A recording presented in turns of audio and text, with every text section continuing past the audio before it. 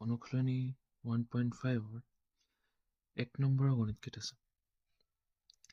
প্ৰশ্ন কি আছে, তলৰ সংখ্যাবোৰ পৰিমেয় আৰু অপৰিমেয় হিচাপে শ্ৰেণীভুক্ত কৰে।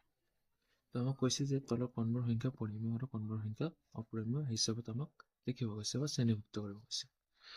তোমালোকে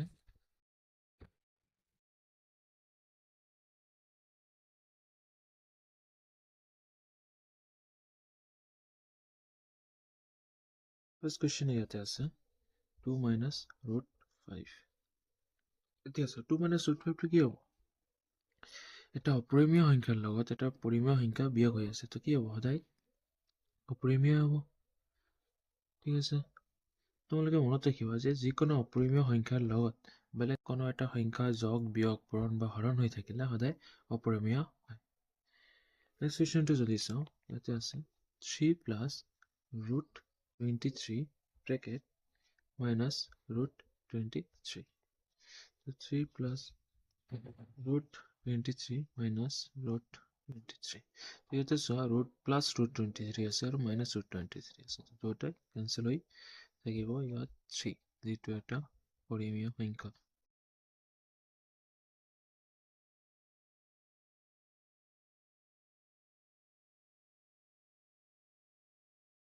Number question 2 root 7 divided by 7 root 7. ইয়াতে চোৱা root 2 root 7 divided by root 7, ইয়াত কি কৰিব পাৰোঁ? ওপৰতো root 7 তলতো root 7, দুয়োটাই কেনসেল হৈ যায়, থাকিলে ইয়াত 2 by root 7। 2 by root 7 কি হয়? 2 by root 7 এটা পৰিমেয় সংখ্যা হয়, পৰিমেয় সংখ্যা। বাস আহি গ'ল এইটো। নেক্সট 4 নম্বৰ কুৱেশ্যন যদি চাওঁ, 4 নম্বৰ আছে 1 by root 2। চ' ইয়াত কোনো ধৰণৰ কেনসেল নাযায় বা কোনো ধৰণৰ চল্ভ কৰিব নোৱাৰোঁ। আৰু মই অলপ আগতে ক'লোঁ যে যিকোনো অপৰিমেয় সংখ্যা এটা বেলেগ সংখ্যাৰ লগত পূৰণ যোগ বিয়োগ পূৰণ হৰণ হৈ থাকিলে সদায় অপৰিমেয় হয়। ইয়াত এইটো কি হ'ব? অপৰিমেয় সংখ্যা।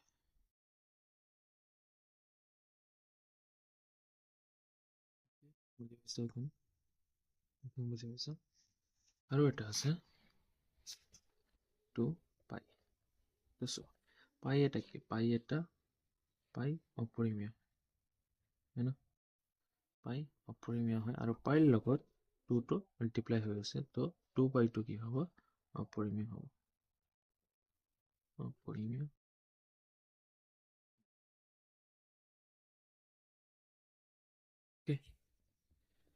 নেক্সট তলৰ ৰাশিকেইটা সৰল কৰা। 2 নম্বৰ কুৱেশ্যন আছে, যে তলৰ ৰাশিকেইটা সৰল কৰা। ইয়াত সৰল কৰিব গৈছে। প্ৰথম কুৱেশ্যনটো যদি চাওঁ, 3 plus root 3 bracket 2 plus root 2. এতিয়া কি কৰা? পূৰণ কৰি দিয়া। এই 3 plus root 3 টো কাৰ লগত পূৰণ হৈ আছে? 2 plus root 2, অৰ্থাৎ 3 ৰে আমি 2 plus root 2 মাল্টিপ্লাই কৰিম, এগেইন root 3 ৰে আমি 2 plus root 2 মাল্টিপ্লাই কৰিম। তো 3 ৰে মাল্টিপ্লাই কৰিলে 2 plus root 2, again plus root 3 ৰে মাল্টিপ্লাই কৰি দিম 2 plus root 2। তো 3 ৰে মাল্টিপ্লাই কৰি 3 into 2 6 plus 3 আৰু root 2 মাল্টিপ্লাই কৰিলে কি হ'ব? 3 root 2 plus root 3 into 2 root 3 plus root 3 into root 2। তো ইয়াত মনত ৰাখা তোমালোকে যে root a into root b equal to root ab বুলি লিখা আছে। ঠিক আছে, অৰ্থাৎ যিকোনো দুটা সংখ্যা যদি ৰুটৰ ভিতৰত থাকে, আমি এটা ৰুট দি দুটাকে সংখ্যাক ভিতৰত পূৰণ কৰিব পাৰোঁ, অৰ্থাৎ root 6 আহিছে। root 6 আহি যাওঁ, ইয়াতো সেম হ'ব, root 3 plus root 3 into root 2, তো মাল্টিপ্লাই কৰি দিলে আহি গ'ল root 6। কোনো ধৰণৰ যোগ বিয়োগ হয় নেকি? যিহেতু নহয়, তো এইটো আমাৰ হ'ব আনসাৰ। বুজি পাইছা নিশ্চয়? নেক্সট চাওঁ, 2 নম্বৰটো আছে 3 plus root 3 minus root 3। ইয়াত কি হ'ব?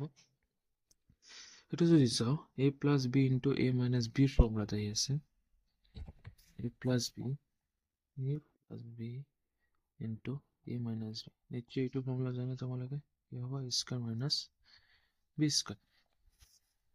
আমি এইটো ফৰ্মুলা ইউজ কৰিম আৰু ইয়াত এপ্লাই কৰি দিম. তো ইয়াত আহি যাব 3 square minus root 3 whole square.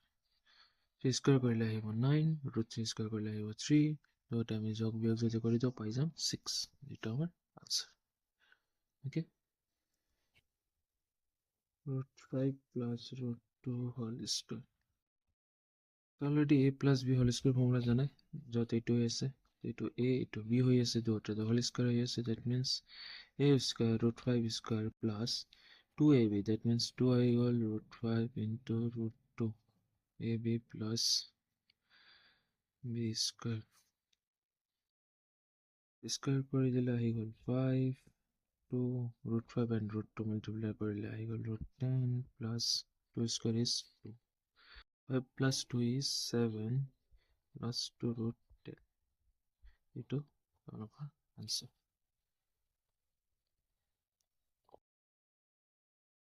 Next one নম্বৰটো চোৱা, same ধৰণে কৰিব লাগে.